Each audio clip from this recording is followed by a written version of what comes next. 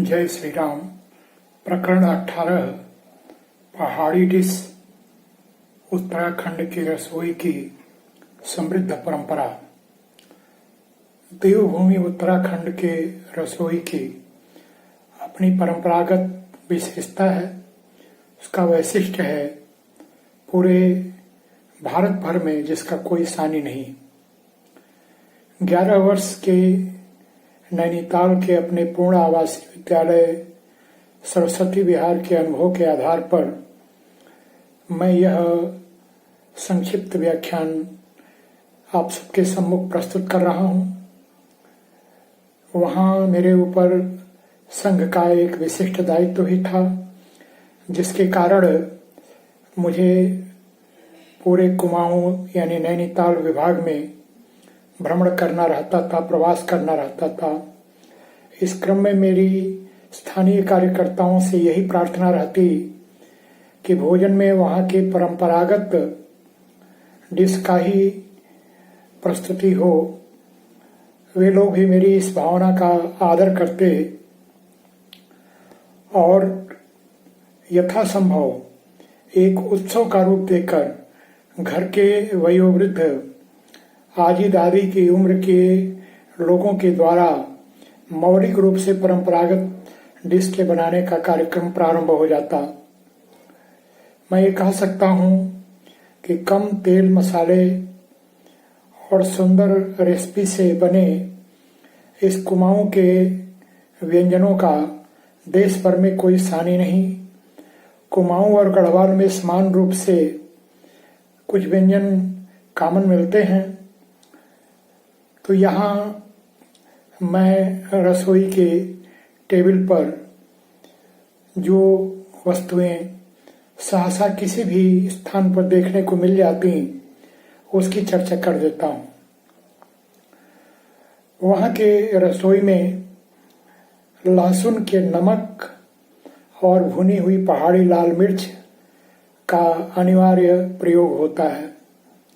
लहसुन का नमक यानी थोड़ा नमक, पर्याप्त मात्रा में लहसुन, हरी मिर्च, लाल मिर्च, ऐसे कुछ मसाले डालकर उसको रगड़ कर रख लिया जाता। वह प्रत्येक भोजन के व्यंजन में प्रयोग होती। तो इस प्रकार पहाड़ी लहसुन का नमक और आग पर भुनी हुई पहाड़ी लाल मिर्च यह अनिवार्यतः प्रयोग में लाया जाता। वहाँ जिस भांग को हम नशे के लिए, उसकी पत्तियों को नशे के लिए प्रयोग करते हैं, उसके बीज को विभिन्न प्रकार से प्रयोग किया जाता। उसके बीज की चटनी बनाई जाती, जो अपने आप में कुमाऊं के व्यंजनों में अत्यंत महत्वपूर्ण स्थान रखती है। भुने हुए बीज को या सादे बीज को वहाँ की पकौड़ी या अन्य वस्तुओं में भी डाला जाता। यहाँ की पकौड़ी से भिन्न जब वहाँ की पकौड़ी खाई जाती तो उसमें पट पट परवल के बीजों की तरह से ये एक अनोखा अनुभव होता था। कुमाऊं की सर्वाधिक महत्वपूर्ण यदि किसी व्यंजन की बात की जाए तो वह है राई युक्त खीरे का रायता। ताजा खीरा जिसके नैसर्गिक सुंदर रूप को देखकर मन लालायित हो उठता और उसको घिसकर पतली मट्ठी में बनाते समय जो बनारसी राई या स्थानीय लाल राई को पीस कर डाला जाता तो वह खाते समय नाक और गले में हल्की से एहसास को दिला जाती। इस रायते को बनाने में वहाँ के लोग कुछ अन्य मसालों का उपयोग करते। तो यह खीरे का रायता अपने आप में एक विशिष्ट व्यंजन है। वहाँ एक और दुर्लभ वस्तु मिलती जिसे बिच्छू घास कहा जाता। यह बिच्छू घास या बिच्छू बूटी यदि शरीर से स्पर्श कर जाए तो बिच्छू के डंक मारने जैसा ही प्रताड़ित कर जाता है, किंतु उसी बिच्छू बूटी के पुनगी को यानी कोमल पत्तियों को लोहे के चिमटे से तोड़कर और फिर उसको लाकर हल्का सा उबाल देने के बाद जब मुलायम हो जाता तो उसका साग बनाया जाता। यह साग वहाँ के व्यंजनों में एक महत्वपूर्ण स्थान लेता है, जो पौष्टिक और औषधीय गुण से युक्त होता है। एक अन्य जलपान के व्यंजन की चर्चा अगर न की जाए तो कुमाऊं के व्यंजन अधूरे रह जाएंगे, जिसे वहाँ के शब्दावली में आलू गुटक या आलू दम कहा जाता। विभिन्न कार्यक्रमों में भी यह एक सहज उपलब्ध जलपान होता, जिसको जितनी बार खाओ कभी मन भरता नहीं। मैंने शिवानी के उपन्यासों को पढ़ा, जिसमें वे बार बार जम्बू बूटी से छौंके हुए आलू के गुटके और बुराज के शरबत की चर्चा करती हैं। यह चर्चा पहाड़ी परिवेश को अपने आप में प्रकट करता है। तो यह पहाड़ी आलू को हल्का उबाल उसे छीलकर और जम्बू बोटी, स्थानीय कुछ मसाले, साबुत धनिया, ऐसे कुछ मसालों से छौंक कर जब यह आलू का गुटक बनाया जाता तो जितनी भी प्रशंसा की जाए यह भुलाए नहीं भूलता, जिसका स्वाद पहाड़ के लोगों ही नहीं बल्कि जो भी खाया उसके मानस पर रच बस जाता है। वहाँ का एक अन्य जलपान लाल चने का छोला, जिसको खट्टी चटनी के साथ परोसा जाता, अपने आप में बड़ा महत्वपूर्ण हो आता। विवाह या अन्य कोई शुभ प्रसंग हो, वहाँ उस आयोजन के लिए एक विशेष प्रकार का पचमेल अचार बनाया जाता। मैं आगे की कुछ चर्चा करूं, इसके पूर्व यह बताना उचित रहेगा कि कुमाऊं के व्यंजन कुछ नेपाल में भी उपलब्ध हो जाते हैं, जैसे कि दो प्रकार की छछिया यानी छाछ से बना हुआ चावल को पकाकर बनाया एक व्यंजन। इसे वहाँ दो प्रकार बनाते, एक सीधे मट्ठे में चावल को डालकर उसको पकाया जाता और दूसरे में कुछ छौंक या बघार या कुछ मसालों का भी प्रयोग किया जाता। लेकिन सबसे सादगीपूर्ण अगर किसी व्यंजन को कहना हो तो यह छछिया के दो प्रकार कुमाऊं और गढ़वाल की शान है। और जिस व्यंजन की चर्चा वहाँ के लोग बड़े गर्व के साथ करते हैं वह है मड़वे की रोटी। मड़वे को पूर्वी उत्तर प्रदेश, नेपाल और देश के तमाम कोनों में भी प्रयोग किया जाता है। कहीं इसे रागी, कहीं उसे मड़ुआ ऐसा कहा जाता। लेकिन कुमाऊं में इस मड़वे की रोटी को एक राजसी ठाट के साथ परोसा जाता और जिसको बनाते हुए एक विशेष प्रकार से स्किल की आवश्यकता होती। तो यह मड़वे की रोटी स्वास्थ्य के लिए अत्यंत उपयोगी सिद्ध होती। एक और व्यंजन जो कुमाऊं के घरों में बहुधा उपलब्ध होता वह है गडेरी यानी बंडे की दाल। अरवी घुइयाँ यानी छोटे आकार के इस अरवी को हम खाते हैं। मैदानी क्षेत्र में बंडा नाम से जो सब्जी जानी जाती है वह पहाड़ में गडेरी के नाम से प्रचलित है।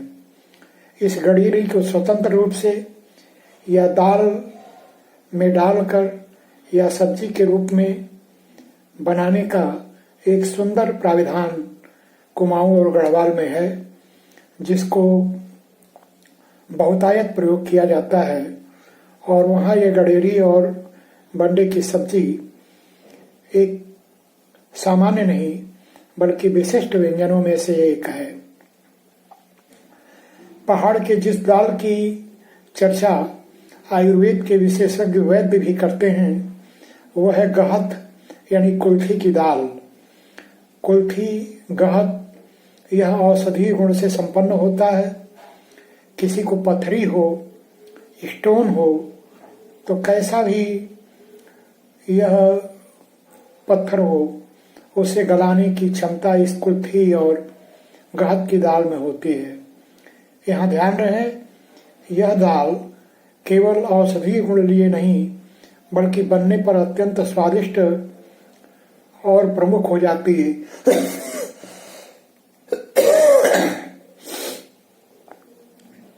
गुर्दे की पथरी को भी यह सहजता के साथ निकाल देती। मुझे स्मरण है कि अपने विद्यालय के फुटबॉल के ग्राउंड को बनाते समय कुछ बड़े पत्थर प्रांगण में रह गए थे, जिसको खोद कर निकालना संभव नहीं हो रहा था। तो स्थानीय किसी खान साहब को इसके लिए बुलाया गया। बड़ी चर्चा सुना था, लेकिन जब खान साहब आए तो उनको देखकर निराशा हुई, क्योंकि दुबले पतले कृषकाय। मुझे लगा कि जिस पत्थर को बड़े बड़े सूरमा नहीं निकाल पाए, उसको खान साहब क्या निकालेंगे। लेकिन खान साहब ने यह व्रत लिया और इसी गहत की दाल को, उसके पानी को डाल कर पत्थर पर कुछ ऐसा कर दिए कि उसमें चिरकन आ गई, और उस चिरकन की परतों के बीच छेनी, हथौड़ी और सामान्य से उपकरणों के माध्यम से तोड़ कर उस बड़े टनों भारी पत्थर को उन्होंने निकाल दिया। तब मन में यह बात बैठी कि जो गहत इस बड़े पत्थर को तोड़ दी, तो वह गुर्दे की छोटी सी पथरी को तोड़ने में कहाँ कठिनाई का अनुभव करेगी। तो ऐसे औषधीय गुण से युक्त ये गहत यानी कुल्थी की दाल, जिस एक दाल की सबसे अधिक चर्चा वहां और की जाती, वह डुबके यानी पहाड़ी भट्ट के दाल की चर्चा। चुड़कानी वहां का एक प्रसिद्ध व्यंजन है। घर में अतिथि आए या कोई मैदान से पहुंचे अतिथि हों, उनके स्वागत में यह दाल परोसी जाती। छोटी काली उड़द के समान ये पहाड़ी भट्ट वहां के घरों और किराना की दुकानों का एक प्रमुख पदार्थ है, जिसे लोग खरीद कर अपने घरों में रखते और मौके बे मौके इस पहाड़ी भट्ट के दाल की चुड़कानी और डुबके को अपने अतिथियों के सामने परोसते। सामान्य से ढंग से कच्चे आलू और मूली से वहां छिचकानी बनाई जाती। स्वतंत्र आलू की छिचकानी या मूली से बनी छिचकानी, ये रसीली सब्जी कम तेल मसाले में भी और कुछ ऐसा बन जाती कि जो रसोई और थाली की शान हुआ करती। आलू को फोड़कर सिलबट्टे या खरल से वे मसालों से छौंक कर सामान्य ढंग से इस छिचकानी को वो बनाते, और उसमें पहाड़ी मूली जो इतनी मीठी होती कि जिसको खेत से तोड़ने के बाद, निकालने के बाद सहसा ही एक दो खाने की इच्छा हो जाती। तो ऐसे मूली को ही तोड़कर, काट कर नहीं, और ऐसे छिचकानी को बनाया जाता। यह वहाँ की परंपरागत डिश के रूप में जानी जाती। पहाड़ी राजमा और उड़द स्वतंत्र रूप से या मिलाकर लोहे की कढ़ाई में बनाया जाता। ध्यान रहे, यह राजमा पंजाबी राजमे से भिन्न होकर और कुछ ऐसा स्वाद दे जाता कि जो जितनी भी चर्चा की जाए कम है। तो इस प्रकार पहाड़ी कुमाऊनी गढ़वाली व्यंजनों की एक गौरवशाली परंपरा है, जिसकी जितनी भी चर्चा की जाए कम है। प्रत्येक अंचल का अपना एक स्वतंत्र व्यंजन का प्राविधान है, लेकिन इस दृष्टि से कुमाऊं और गढ़वाल अत्यंत समृद्ध हो जाता है, क्योंकि उसे नेपाल सहित एक बड़ा भूभाग मिलता जहां इन व्यंजनों का उपयोग होता, और ये व्यंजन स्वास्थ्य के लिए अत्यंत उपयोगी होते। मैं उन माताओं, उन बहनों के प्रति ऋणी हूँ जिन्होंने संघ प्रवास क्रम में मुझे वहाँ के सुस्वादु व्यंजन को उपलब्ध कराकर उसकी रेसिपी को समझाकर और मेरे ज्ञान को समृद्ध किया और मेरे अनुभवों की पूंजी को अत्यंत स्मरणीय बनाया। मैं उन सबको नमन करता हूँ और नमन करता हूँ भारत भूमि को, जहाँ खान पान पहनावा भाषा ऐसे वैविध्य से भरे इस देश की जितनी भी चर्चा की जाए वह कम है। धन्य है देवभूमि कुमाऊं गढ़वाल और वहाँ की समृद्धशाली रसोई की परंपरा।